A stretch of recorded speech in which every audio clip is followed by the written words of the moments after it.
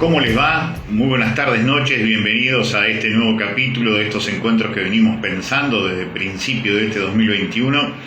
Escuchar bien para mirar mejor, escuchar bien a gente muy lúcida, muy comprometida, que nos hace aportes, que nos hace abrir la cabeza, abrir los ojos y pensar en perspectiva de lo popular en distintos lugares, más allá incluso de las identidades políticas de aquellas personas que tenemos el privilegio de entrevistar en estos días. Hoy vamos a estar hablando con el querido referente de las luchas sociales y políticas de distintos sectores de ese campo argentino que es tan diverso, como es el querido Pedro Peretti, que además ha producido libros muy importantes, no solamente sobre las cuestiones vinculadas al campo, por ejemplo, en todo lo que tiene que ver con las guerras, las batallas judiciales. Así que vamos a estar charlando con él, vamos a estar aprendiendo seguramente con Pedro todas las características de lo que ha pasado también este fin de semana sobre lo que significa este locao patronal que se quiso hacer como una especie de reverberación de lo que fue la 125, esos intentos prácticamente golpistas que se han producido en la... Pedro ya se comunicó con nosotros, así que lo vamos a habilitar. Hoy es un día muy interesante para hablar de esto, porque el juez Fabián Lorenzini de Reconquista ha reconocido la deuda en dólares para los bancos internacionales de Vicentín, pero no dice una sola palabra del Banco Nación. Y otra vez establece lo que significa, a mi entender, la gran trama de falsificación de la cuestión de Vicentín, que Vicentín SAIC, una de las 30 empresas de Vicentín, es la que está en el concurso y por lo tanto jamás va a poder pagar esa deuda, porque justamente ha sido vaciada desde el año 2014 en adelante. Por eso es tan importante también hablar con Pedro en estas circunstancias. Ahí te estaba viendo bien, Pedro, ahora sí te veo bien. ¿Cómo Ahora estás, sí, Pedro? ¿qué Sí, tal? buenas ¿Cómo tardes. andan? Te veo un poco oscuro porque tenés la luz, ¿Para que la la tenés apago? detrás tuyo. Ah, no, andate vos del otro lado, ponete al revés, que la luz te dé en la cara, Pedro. Así te podemos ver bien. ¿Ahí se ve mejor, no? No, ahí te veo en penumbras. Vos prendés la luz, pero que la luz te dé de frente, Pedro. Esa es la idea. Vamos a estar charlando con el querido Pedro Peretti, que como ustedes verán ya estamos en comunicación y estas son cuestiones que hacen a la posibilidad de hablar a través de Instagram.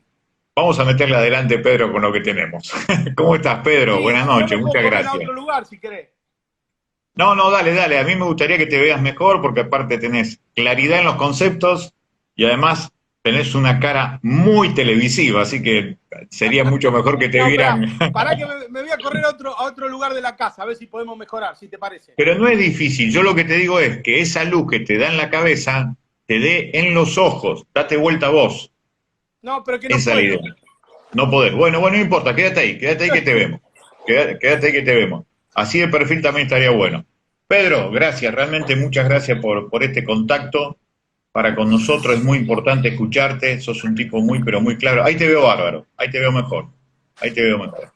Así que, en primer lugar, esto que pasó recientemente, esta cuestión de una especie de locao patronal, ¿qué representa esto? Y después vamos a ir avanzando sobre estas cuestiones de Vicentín. Pero vamos a empezar con esto. ¿Qué fue este último locao patronal? ¿Cómo está hoy la expresión política de eso que llamamos el campo argentino, Pedro? Bueno, esto hoy fue el inicio de la campaña electoral de Cambiemos, eso fue el lockout para las elecciones de medio término. Acá lo que hay que analizar es que hay un sector que, que es este sector del grupo de productores autoconvocados, que es el único caso en la historia argentina, y creo que en la historia mundial, pero no estoy en condiciones de certificarlo, que 17 días antes de asumir un gobierno le hicieron una medida de protesta, eventualmente, por lo que iba a ser. El 23 de noviembre del 2019, estos grupos se habían parado a la vera de la ruta y se habían nucleado en torno a un video que se llamaba Campo más Ciudad. Son grupos que están directamente vinculados con Cambiemos y que conduce ideológicamente y políticamente la doctora Elisa Carrió, y que bueno, y que están jugando a desgastar el gobierno popular en todo lo que pueda. No le han, a ver, después de esa medida de protesta del 19 de noviembre del año pasado, en marzo lanzaron el primer paro agropecuario. en marzo, a los 90 días no se había sentado todavía Alberto, todavía no conocía la botonera y ya le estaban decretando un paro. Y este paro no tiene ninguna razón gremial de ser. Es un paro en el mejor momento del sector agropecuario concentrado de la pampa húmeda que representan ellos. El mejor momento económico, con precios internacionales que vuelan, con retenciones en niveles, no en los niveles más altos históricos, con retenciones al maíz que están mucho más bajos. Hoy el maíz paga el 12% de retenciones, cuando se hizo el conflicto del 2008 pagaba el 24.5%, está a la mitad de las retenciones, y con una situación que hay que analizarla claramente, Carlito, que para el conjunto del pueblo argentino, para el conjunto de la política económica, lo que a nosotros nos está sucediendo en este momento es que estamos importando inflación del mercado internacional. El maíz, que en junio estaba 9.000 pesos la tonelada, hoy está 19.000. La soja, que está 14.000, hoy está 30.000. Soja y maíz nosotros no comemos, pero sí lo comen 5 elementos básicos de la dieta de los argentinos, que son carne de pollo, carne de cerdo, carne vacuna, huevos y lácteos. Esos 5 instrumentos, esos 5 alimentos necesitan del maíz y de la soja para ser producidos, porque cambiamos la forma de producir alimentos a partir del monocultivo de soja. Nuestras vacas ya no se engordan a pasto, nuestros cerdos no se crían a campo, nuestros huevos no se ponen en el patio, sino se ponen en jaulas, y la leche ya no se produce con vacas con crianza pastoril, sino que la mayoría viene estabuladas, que están... Bueno, ese cambio va a traer graves complicaciones a la alimentación y al bolsillo de los sectores populares.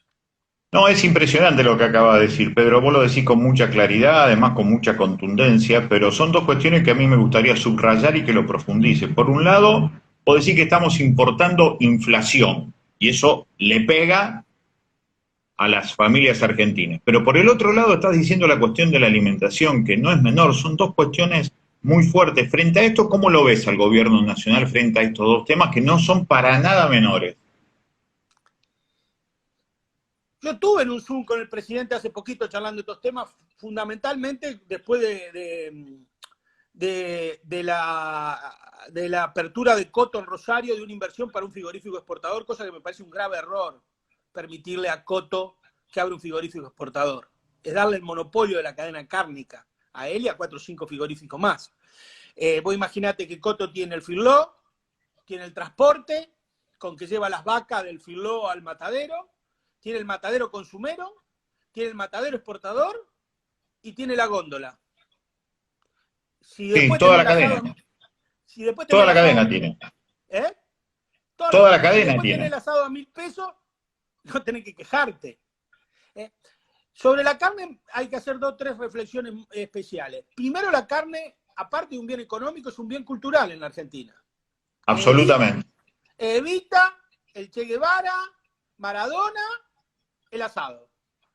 Es parte de la cultura nacional. Por lo tanto, si vos no protegés eso, estás atacando tu propia base electoral. La gente te va a putear, está claro. La carne no tiene ningún componente en dólares excepto el maíz. Excepto el maíz. Porque la carne, mirá, el campo es argentino. Las vacas son argentinas. El caballo con que se cuida las vacas es argentino. El peón que va arriba del caballo se paga en pesos. Los postes son argentinos. El alambre es argentino, las varillas son argentinas, el molino que se saque el agua es argentino, la bomba es argentina, el brete es argentino, la manga es argentina, el cepo es argentino, el hilo del boyero eléctrico que se pone es argentino, el alambrador que hace los alambrados es argentino. ¿Por qué tiene que pagarlo en dólares el consumidor argentino? Tenés que tener una política, como en su momento la hemos tenido, como fue la CAP, la Corporación Argentina de Productores Agropecuarios, que intervenga en el mercado de carne y que protege el consumo interno. ¿Pero qué te dijo el presidente cuando vos le marcabas estas cosas? Que tenía razón. Me dijo que tenía razón y que había que ver las cosas, que en la Argentina había que discutir una nueva forma de producir alimentos. Y que, porque a su vez, acá también hay una responsabilidad del movimiento obrero. CGT y CTA. Cuando vos vas a discutir en las paritarias, por eso te hago toda esta reflexión de la carne, que la podríamos hacer en la leche, que la podríamos hacer en cualquiera de los 5 de esos. Cuando vos vas a discutir tu discusión paritaria, el primer punto debe ser la recomposición del salario y todo lo demás. Pero el segundo punto tiene que ser cómo se generan los precios de los alimentos en la República Argentina y cómo se controlan. Porque cada aumento de salario que te doy en estas condiciones, vos pensás que en lo que va, terminamos diciembre con 4 puntos de inflación. Sí. Arriba de la canasta. Vos pensás que lo que va de enero lleva 1.2 de inflación. Principal cuestión de la inflación, los alimentos. O sea, acordate, el maíz, la carne, lo que viene de afuera. Bueno, ahí está. Ahora, yo te doy un aumento de salario y en vez de mejorar tu calidad de vida, lo único que hago después, vía la inflación, porque vos pensás que estos grupos como Coto, hay 20 grupos económicos que controlan el 80% del abasto de los supermercados, estos grupos económicos, la mejora que te doy a vos en el salario, termina, en vez de mejorando tu calidad de vida como trabajador, termina mejorando los balances de Coto, Carrefour o Paladini o la Anónima. Claro, termina siendo una directa transferencia de eso a los formadores de precios, claramente. Porque además, me viene a la memoria en este momento un viejo libro que escribió don Helder Cámara, el fundador del movimiento de la teología de la liberación. De Recife, que decía, ¿de qué sirve la carne colgada en el gancho de la carnicería si no tengo plata para comprarla? Se preguntaba. Bueno, y es así, hay que vincular salario con producción de alimentos. Y eso tiene que ser un debate paritario en la Argentina, porque no vamos a poder controlar los precios si no interviene el movimiento obrero organizado en el control de precios, que está directamente vinculado con su salario. Esta es una realidad objetiva, porque acá hay una disputa muy fuerte entre el modelo inclusivo, nacional y popular que representamos todos, peronistas, socialistas, comunistas, lo que pensamos de este lado, estemos en el lugar que estemos, y, el modelo agroexportador, que históricamente fue un modelo de conservadores y de radicales. Fueron los dos grupos económicos que defendieron el modelo agroexportador, que deja 2/3 partes de la población afuera. Eso es muy... Para mí es la clave del debate, de la discusión de la renta en este momento, y que el gobierno debe animarse a urbanizar el debate rural. Debe dar este debate de cara a la sociedad, incluyendo a todo el mundo. No puede ser que el debate rural, Carlitos, se dé en un grupo minúsculo, de terratenientes cada vez más grandes, tecnócratas sin ningún compromiso social y 4 o 5 empresas proveedoras de servicios y de insumos agropecuarios. Con lo cual, un debate encerrado ahí entre 1.000 y 1.500 tipos que nos vengan a decir a los 44 millones de argentinos cómo debe ser la producción agropecuaria en el país. Cuando los 44 millones de argentinos somos usuarios de eso. ¿Por qué? Porque de ahí sale el 95% de los alimentos que consumimos, los 44 millones, de ahí brota o corre el agua que consumimos los 44 millones de argentinos, y de ahí sale el aire que inhalamos los 44 millones de argentinos. Entonces, ¿cómo puede ser que los 44 millones de argentinos no debatamos políticamente una cuestión tan central para la vida de todos y se la dejemos a un minúsculo grupo que no son más de 1.000 tipos, que son los que están diseñando la política de alimentos, la política de agua, todo ese tipo de cuestiones? ¿Por qué no pasa esto? Nos pasa porque el campo nacional y popular abdicó de discutir el problema agropecuario. Lo tercerizó. Se dio intelectualmente a la derecha ese debate. La última vez que discutimos en serio el campo nacional y popular, la cuestión agropecuaria, fue en la década del 70, cuando Gelbar era ministro de Economía, cuando Giberti era secretario de Agricultura, y cuando Humberto Volando le gana a la Federación Agraria a Di Rocco, que era el ministro de Agricultura de la NUCE, y pone a la Federación Agraria adentro de la CGE.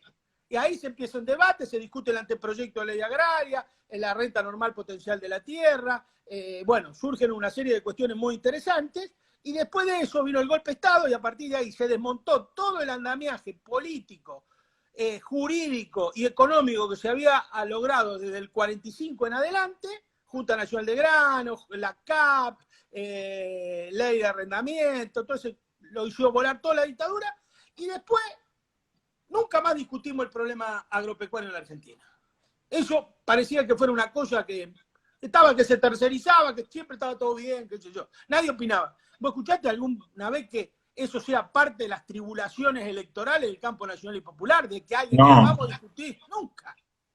no. Y en ese proceso nos llevaron puestos 200.000 chacras mixtas, nos pulverizaron casi 1.000.000 de trabajo, 1.000.000 de puestos de trabajo en el sector rural, y hoy apenas el 0,2% de la población de Santa Fe es dueña del 60% de la tierra. Es un dato increíble. 5.586 familias son dueñas de 85 millones de hectáreas en la República Argentina. Estamos todos los 44 millones de argentinos alquilando donde vivimos. Impresionante, Pedro. Lo que a mí me da la sensación que esta agenda hay que imponerla. Hay que decirla, hay que empezarla a decir, hay que construir por lo menos un discurso político. Nosotros vamos a ayudarte para poder producir ese debate. Es imprescindible lo que estás diciendo, me parece que es elocuente. Yo estaba muy preocupado también por la cuestión de esto del acceso al agua. Las últimas señales son muy preocupantes, no es un problema menor. Para colmo, la mercantilización del agua. Pero me parece que esta cuestión vital de los alimentos y quién maneja la alimentación de la Argentina es vital, es uno de los grandes temas sobre los cuales, por ejemplo, la última etapa de la vida de Pino había entrado a debatir la cuestión de los alimentos también. Así que me parece que esas cuestiones hay que retomarlas. El otro tema que quería marcar con vos, otro de los temas que no se discute en la Argentina, el latifundio. Un latifundio que es cada vez peor por lo que acabas de decir. En la Argentina y en la provincia de Santa Fe. ¿Qué tenés para decirnos? Y que se está discutiendo en Europa. Alan Beatty, el jefe del banco, que fue jefe del Banco de Inglaterra y ahora es el editor económico del Financial Times, o el otro día vi un profesor canadiense que ha hecho un libro, no me acuerdo en este momento del nombre, que ha hecho una comparación, que yo lo subí a mi Facebook, quien lo vea lo pueda ver ahí, que le hizo un reportaje de La Nación Más, que la periodista quedó demudada, porque todo el mundo viene diciendo lo que modestamente nosotros venimos diciendo hace 30 años, Carlitos, que te incluyo en eso, que el latifundio es el principal obstáculo al desarrollo de la escala productiva y que la diferencia entre Canadá y Australia con Argentina fue que allá la tierra se dividió y acá la tierra no se dividió. En el último libro, en este libro que hemos presentado el otro día, que se llama Olvido y Falsificación en la historia del grito de Alcorta, hay un capítulo especial para un detalle de la historia que es increíble que se lo hayan comido todo, que son el rol de los subarrendadores en la colonización agraria argentina. ¿Qué significa esto, Pedro? Explícalo. ¿Cuál fue el gambito que encontró la oligarquía? Mirá, a ver, vamos a tratar de explicarlo rápido.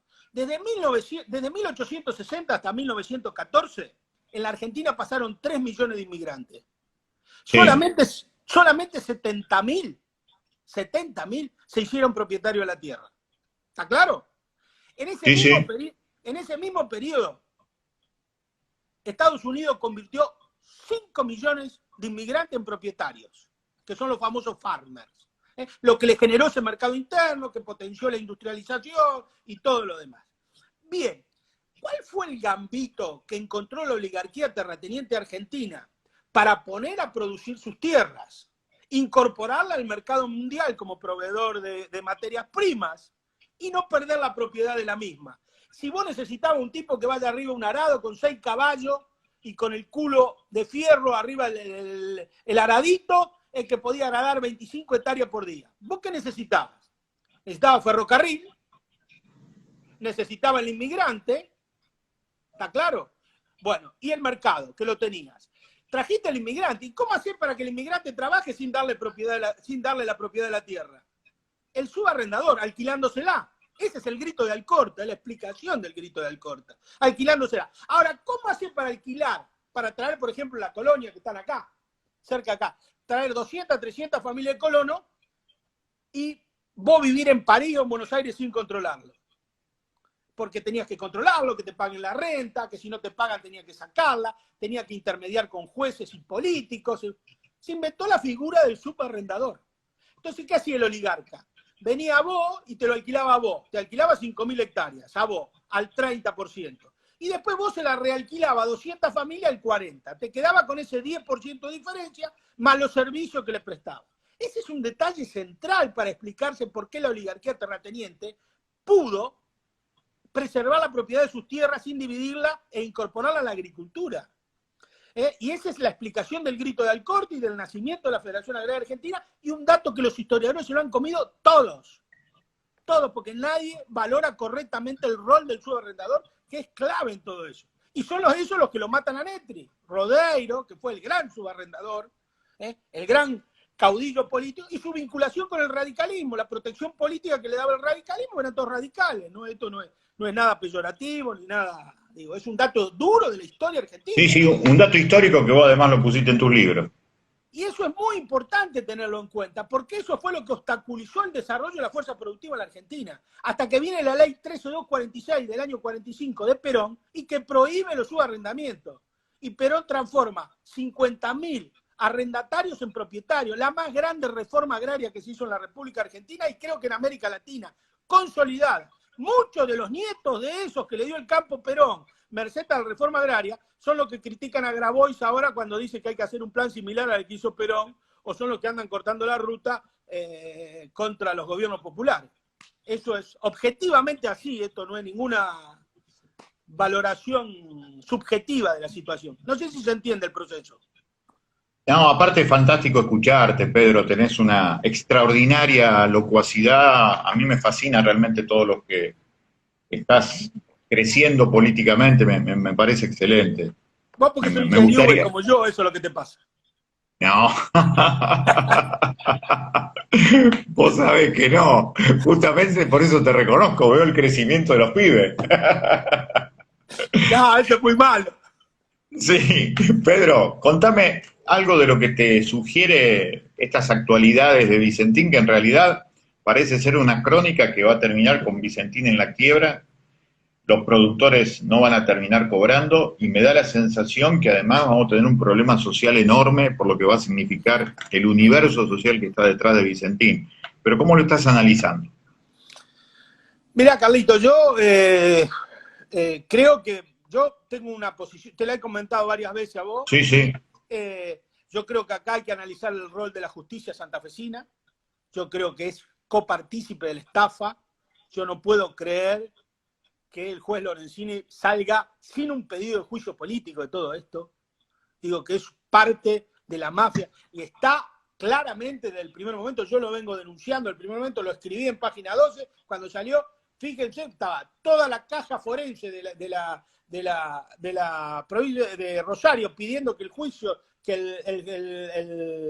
el concurso se radique en Rosario, y se radica, o sea, eso está todo perfectamente armado. Bueno, yo creo que ese es el primer tema. El segundo tema del tema de Vicentín, yo creo que el Estado tiene que quedarse con los dos bienes estratégicos que para mí nos interesan como Estado. Aparte de hacernos cargo de la situación social, no puede quedar un solo obrero desamparado ahí, más en el marco de este gobierno popular del que yo me siento parte. Entonces, no puede quedar un solo obrero desamparado. Eso, punto número uno. Ahí debe estar el rol del Estado protegiendo a los sectores más vulnerables. Número dos, tenemos que quedarnos con el puerto y tenemos que quedarnos con la aceitera de Vicentín y armar la Compañía Nacional de Alimentos. La quiebra de Vicentín, a mí me lo dijo Gabriel Delgado, que era el nombrado interventor, que es un funcionario muy probo y técnicamente muy capaz. Aparte, muy reconocido por todas las partes, Pedro.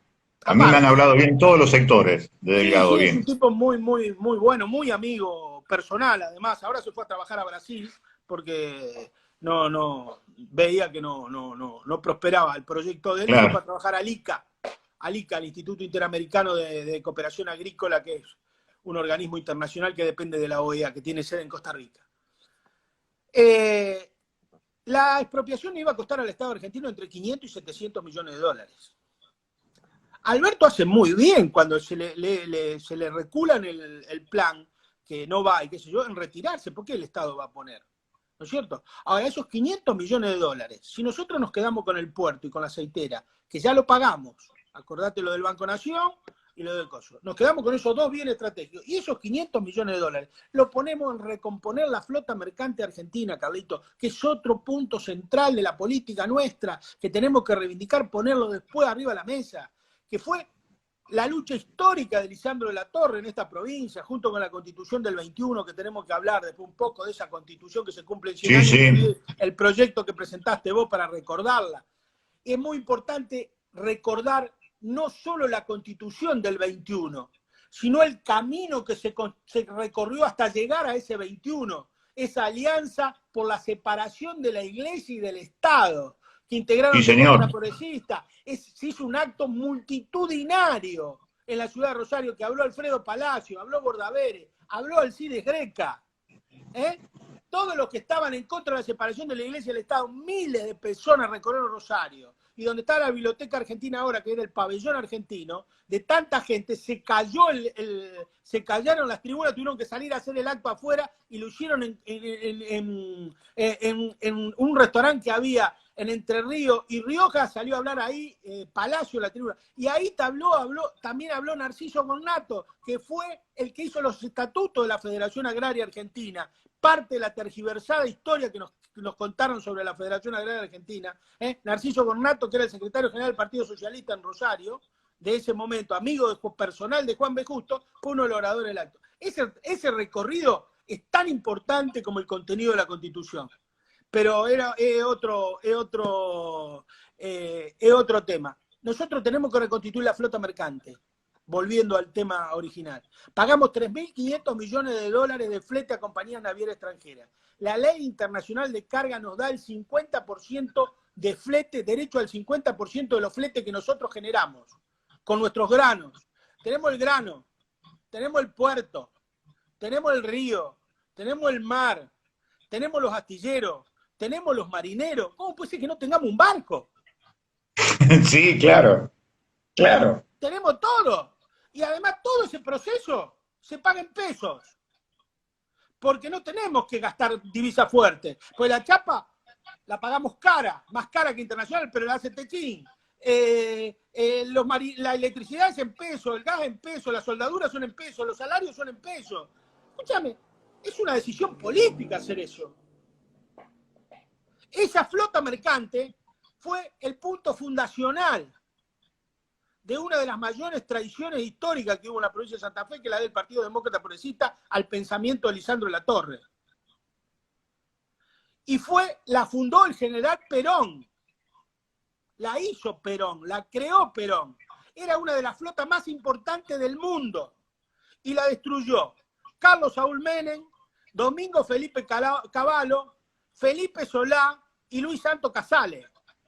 Esos son las que la vendieron y la liquidaron. Esos 4 tipos que tienen que quedar en la historia mala, perversa de esta Argentina que la destruyó el neoliberalismo. Notable, Pedro. Decime, dan muchas ganas de seguir hablando, pero ya venimos pues cerca de la media hora. Igualmente vamos a seguir hablando, Pedro. Yo te voy a molestar mucho durante todo este año porque me parece fundamental escuchar, porque también marcás cauces por donde tiene que ir la discusión. ¿Qué te parece de ahora en más? Febrero, marzo, abril, estos 3 meses que vienen. ¿Qué te parece por dónde hay que tratar de construir una conciencia mayoritaria a favor de estas ideas? ¿Cómo hacemos? ¿Cómo te parece? Mirá, permitime que te recomiende un libro. Sí, dale. Ah, lo tengo. Extraordinario. Extraordinario trabajo hecho por un obrero. Exactamente. Extraordinario, ¿eh? Debería ser lectura obligatoria en todas las escuelas de Santa Fe para saber cómo funciona el mecanismo de saqueo de la República Argentina. Digo, para que no lo vea, el libro de Luciano Orellano, La Argentina sangra. Excelente. Vamos a estar hablando con él seguramente la semana que viene por acá. Bueno, me alegro porque realmente ha hecho un trabajo excelente.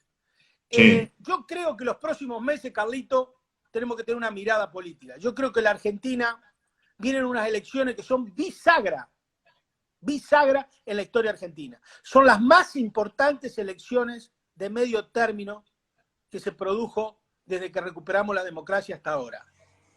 Te voy a explicar por qué, cuál es mi modesta teoría, vos sabés que yo no creo en los politólogos. Yo creo que los politólogos son como son a la política los que los relatores de fútbol son al fútbol, ¿viste? Se cantan después, nunca Es van a meter buenísimo. gol.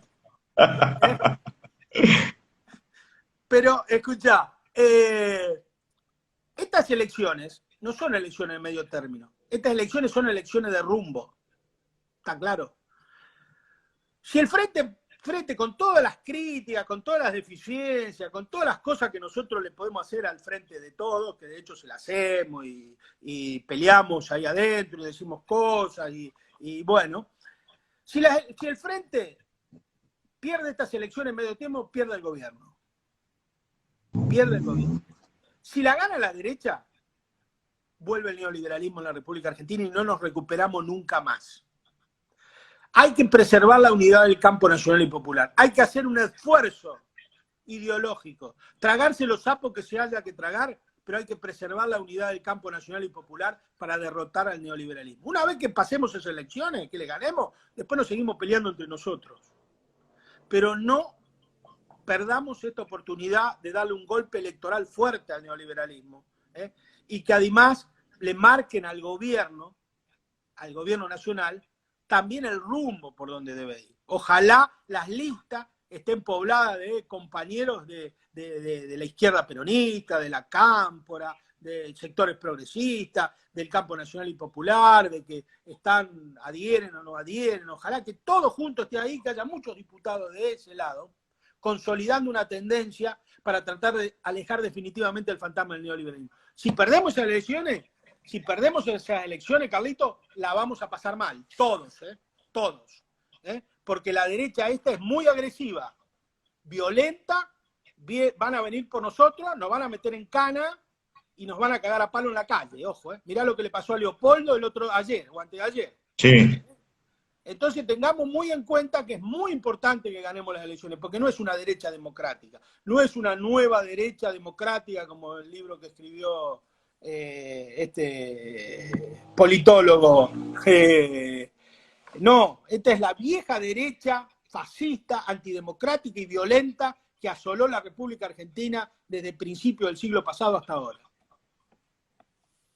Sin duda, es muy interesante lo que está planteando. Después habrá que ver cuáles son las estrategias y las tácticas, pero es muy importante lo que está señalando. Yo también creo, me enrolo en esa idea, de lo que significa fortalecer lo que sea absolutamente contrario a un proceso de concentración de riquezas, pero fundamentalmente a lo que vivió la Argentina, lo que vivimos durante el macrismo, que fue la financiarización de la economía, la timba financiera que deja millones de personas afuera. Entonces es indispensable eso. Ese es el rumbo. Yo estoy totalmente de acuerdo con eso. Después hay que ver cómo se contribuye y cómo se construye la posibilidad de hacer que el rumbo vaya para ese lugar, porque sigo pensando, me hizo mucho ruido lo que vos me dijiste del diálogo con el presidente, en donde el presidente te dice, tiene razón, pero él tiene razón. ¿En qué se ve? Eso es lo que no lo veo. Bueno, eso es por lo que tenemos que pelear y tratar de que ahí adentro se cambien las relaciones de fuerza. Claro. Yo creo que hay que dar una batalla ahí adentro. Ahí adentro hay que dar una batalla al interior del gobierno. Creo que nosotros tenemos que discutir otra forma de producción de alimentos en la República Argentina, independientemente de todo, Carlito, porque la política depende de eso. La irracionalidad logística de la economía agraria argentina es total. El modelo de desarrollo agropecuario argentino es un modelo que nos lleva a todo a la tumba. Es un modelo que es mentira, que le deja utilidades a la República Argentina. Es un modelo que tiene un montón de contraindicaciones, de cosas negativas y que hay que tratar. Ahora, claro, cambiar un modelo de producción no es apretar un botón, bajar una palanca o hacer un zoom. Lleva años. Pero en algún momento tenés que dar una señal. Y eso es lo que le estamos pidiendo al presidente. Que dé una señal, que dé el primer paso, a ver hacia dónde vamos. Vamos a apoyar el modelo de producción agroecológica, vamos a tratar de ponerle límites a las cadenas de carne, vamos a ponerle límites a la fuga y al contrabando de divisas, vamos a ver de qué manera hacemos algunas cuestiones que, para empezar, porque uno entiende que empieza a cambiar cuando da el primer paso hacia el cambio. Si está siempre en el mismo lugar, nunca cambia. No hace falta que haga todo de golpe, pero da un primer paso, fortaleció un modelo, poné el INTA a trabajar en otra dirección, no en la dirección que está trabajando ahora, que es una dirección de absoluta de chico en los mandados de la cadena de producción sojera y de los grupos más concentrados. Bueno, hay que hacer algunos cambios. ¿Qué le va a hacer? Y seguro que la gente ahí la derecha se va a enojar, se va a poner violenta y todo lo demás, pero bueno, acá, viste, nadie. No, aparte se nos pienta la vida si no lo hacemos, claramente. Claro, bueno, esas cosas tienen que tener su reflejo en las listas de diputados del año que viene, en la lista de concejal, tiene que haber esa mirada, ese debate, esa cosa, para también marcar un rumbo. No solo ganar la elección, sino marcar un rumbo. Porque yo te voy a decir una cosa, acá hay una gran confusión con los sectores del campo.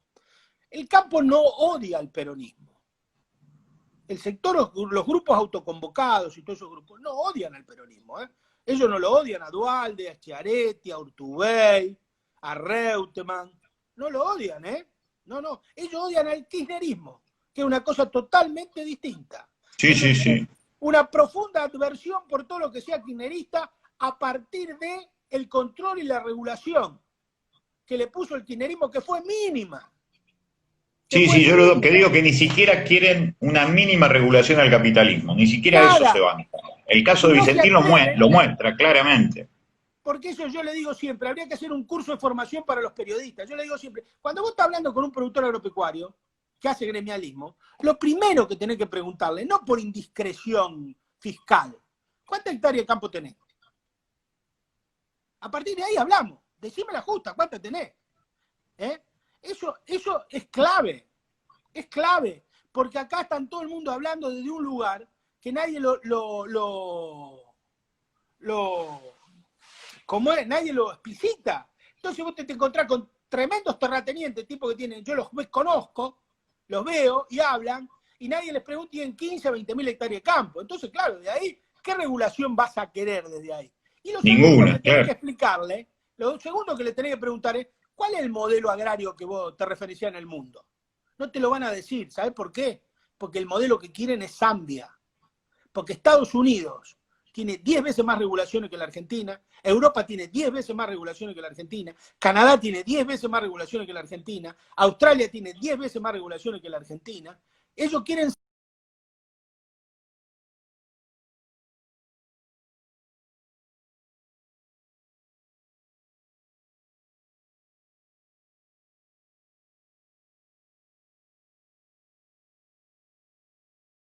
de comunicación. Vamos a ver si, aunque sea, podés definir la idea.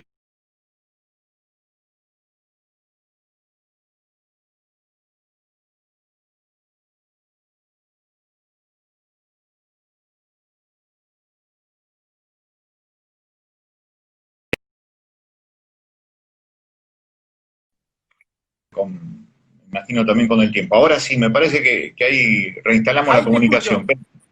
Ahí venimos bien. Definir la idea, ellos lo que quieren, vos estabas en algo muy interesante, vos decís, Estados Unidos, Canadá, tienen regulaciones que son muy superiores a las argentinas, por lo tanto, estos grupos lo que quieren es un modelo que vos decías, Zambia, la explotación absoluta, sin ningún tipo de regulación. Claro, esa es la tu idea. Que encima pueden esclavizar a los que trabajan ahí, porque eso sería lo que aspiran. Y porque ellos también son racistas. Hay un componente racista en el interior profundo de la Argentina muy fuerte. Muy fuerte. ¿Me entendés? Y que además está vinculado con la situación económica el racismo en la Argentina.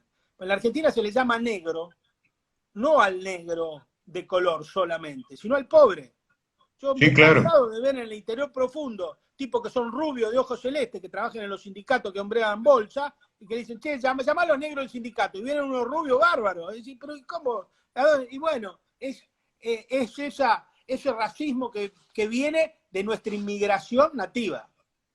Sí, no, pero aparte de una cuestión de clase. Queda claramente demostrado que es una cuestión de clase, evidentemente es así. Pedro, sí, un privilegio haberte escuchado. Porque... ¿Cómo? No, decime. Yo te estaba diciendo que ha sido un privilegio escucharte. No, que bueno, gracias, dale. Carlito, mutuo. Es que este racismo viene incorporado con nuestra inmigración. Yo digo, viene mucho incorporado, porque vos te encontrás que parte de la inmigración nuestra, yo siempre tomo ejemplos prácticos de lo que veo en mi familia, Sí, lo que veo sí. en mi familia, y que vos decís que eran gente, buena gente, que nunca te hacían, no había discriminación, todo lo demás, pero tenían un componente racista muy fuerte.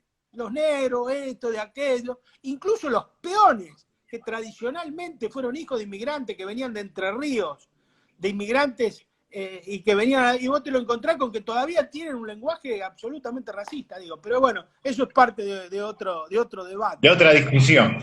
Pedro, fantástico estuviste. Mirá lo que nos dice la gente o alguna gente que además se contactó mucha gente, Pedro, así que estamos muy contentos porque como este video queda, se graba y después lo vamos a reproducir por YouTube, por Facebook y demás, es muy bueno lo que la gente está diciendo. Recién acá nos estaba escribiendo alguien sobre lo que significaron algunas declaraciones de la gente de la mesa de enlace sobre lo que ha pasado últimamente. Acá dice, queda claro en las declaraciones para el diario La Nación de un dirigente de la mesa de enlace. No sé si las medidas son malas o buenas. Lo que no queremos es que el Estado se meta. Y Ese sí, es todo lo es que así. significa. Claro. Esa es la principal puja. Y bueno, pero eso merecería, es largo el debate. Porque vos fijate una cosa, si estos grupos de la mesa de enlace, en vez de ir contra el gobierno, fueran a reclamarle al gobierno y fueran contra las compañías cerealeras del puerto, de los puertos privados, ahí, que dicho sea de paso, se vencen todas las licencias ahora en marzo, abril de este año, que hay que renovarla, que es una gran oportunidad del gobierno Sí, sí. para hacer Bueno, otra política. lo mismo pasa con la hidrovía, Pedro, pero me parece que terminó en un anuncio también. Bueno, si en vez de ir eso, irían contra esos puertos, irían contra eso, si esos pagarían los impuestos que tienen que pagar, en la Argentina todos viviríamos mejor y la presión impositiva sobre los pequeños y medianos productores sería mucho menor. Mucho menor, claro. Claro. Es así, es así. Por eso lo que vos decías acerca de cómo los tecnócratas o algunos manejan la política agropecuaria en la provincia de Santa Fe, lo tenés en lo que se llama la Junta Provincial de Seguimiento de la Política Impositiva. 14 grupos empresariales, Pedro. Sí, señor. No tenés un solo laburante. Y son los que ponen los impuestos, que termina pagando la gente. Y Bueno, y cuando no fíjate, alcanza la guita, negocio de los bancos internacionales que han hecho que en los últimos 4 años se sextuplique la deuda pública de la provincia de Santa Fe. Y eso no se dice desde los grandes partidos políticos. Y es un problema, porque el rumbo que queremos es al revés, no este del negocio siempre sobre las necesidades santafesinas de los bancos internacionales. Es un problema, no se habla de eso tampoco. totalmente de acuerdo. Y vos fijate lo que pagan de ingreso bruto. ¿Vos cuánto ese tiempo que venís denunciando esa situación, vos casi en absoluta soledad? Y bueno, y esa lucha, fíjate cuánto cuesta que algunos conceptos se hagan carne en la clase política, la gente del campo nacional y popular, porque está bien que la derecha no los tome, es lógico. Ahora, el problema es que lo tomen los nuestros. Los nuestros, claro. Claro, Los y tampoco nuestros. lo agarran, ¿me entendés? Porque decís, bueno, está bien la derecha, bueno, está bien, ¿qué dice yo? Angelini, el PRO, ¿viste? Ahora los nuestros tienen que agarrar ese concepto y sentarse arriba de la mesa y decir, vamos a discutir esto y esto y esto, ¿viste? Totalmente. Pedro, te agradezco muchísimo, te voy a volver a molestar muchas veces durante este año 2021. Muchísimas gracias por todo y te agradezco la fenomenal tarea militante de generar cada vez más lucidez en lo que decís a partir de lo que estudiás, pero también yo lo que veo es un gran esfuerzo por comunicar de forma simple cosas que realmente son muy complejas. Y ese también es un esfuerzo militante, que ojalá también, como decimos, las nuestras y los nuestros también hagamos ese esfuerzo de llegar a la mayor cantidad de gente haciendo este esfuerzo, de simplificar algunas cuestiones que son realmente complejas. Te felicito, Pedro, y te agradezco muchísimo estos minutos con nosotros. No, el agradecido soy yo, Carlito, para mí es un placer, vos sabés toda la valoración que tengo de tus luchas, y creo que en ese sentido me siento un discípulo tuyo, absolutamente. Escuchá, Pedro, ¿sabés lo que estoy pensando? Tenemos que hacer un programa de televisión, vos tenés que ser columnista permanente. Lo tenemos que hacer. Bueno, sí, señor. Conmigo contá, yo no tengo ningún problema. Para mí será un placer. Para mí será un Un placer estar al lado abrazo, de él. un abrazo grande, Pedro. Saludo a toda la familia. Un abrazo grande, Pedro. Saludo a toda la familia. Salud y Nos cosecha. reencontramos. Un abrazo Salud y grande. cosecha. Salud y cosecha. Una maravilla. Pedro Peretti con nosotros. Realmente ha sido un privilegio estar con él. Nos da la sensación además que toda su lucidez, su compromiso, forma parte de las imprescindibles construcciones políticas que tenemos que hacer en este año, que como bien dice Pedro, yo coincido también, la cuestión estratégica de las elecciones de este año son realmente fundamentales. Por eso es tan interesante todo lo que nos dijo Pedro y además con la elocuencia, la claridad sobre estos temas que generalmente cuando se habla de campo creemos que es algo lejano porque no tenemos ni una maceta de tierra. Pero Pedro sabe y nos dice que hablar del campo es, entre otras cosas, hablar del precio de los alimentos, del acceso a los alimentos, algo realmente muy, pero muy importante. Gente, mañana terminamos la semana con esto de lo que significa escuchar bien para mirar mejor, con una charla que también me parece muy especial. Vamos a estar hablando con nuestro querido Kurt Lüttmann, de lo que siempre decimos como metáfora, cancha chica del fútbol, cancha grande de la realidad. No se lo pierda mañana 20:30 con Kurt Lüttmann aquí por nuestra página en Instagram. Gracias a toda la gente que se prendió por esto. Lo vamos a grabar como siempre y después seguramente con el trabajo de nuestro querido Germán Mangione lo vamos a estar subiendo a las páginas en YouTube. Realmente muy, pero muy importante todo lo que dijo Pedro Peretti hoy aquí con nosotros. Hasta mañana, 20:30, vamos a estar charlando con Kurt Lüttmann. Gracias.